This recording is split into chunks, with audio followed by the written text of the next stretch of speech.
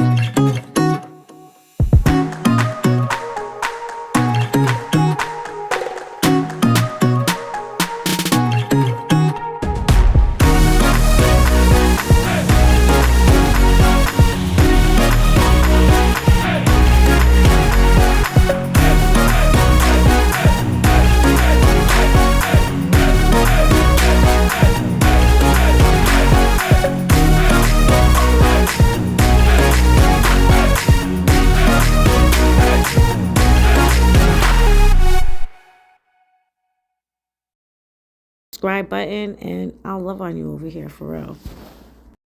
And of course, if it's not your first time here, welcome back, handler. Thanks for all the support. I love it. And I'll be here to proceed to give you what you need on these styles. Now I'm pinning down the rest of this lace frontal. It's a little bit I don't want to say harder, but it's a little bit more time consuming than if you were doing a closure or a 13x4. But I also have videos on my channel where you can just learn how to put on one of these 13x6s, any color, whether it's black or 613. On my channel, you can search it out, how to apply a 613 lace to a cap. Now, braid the hair.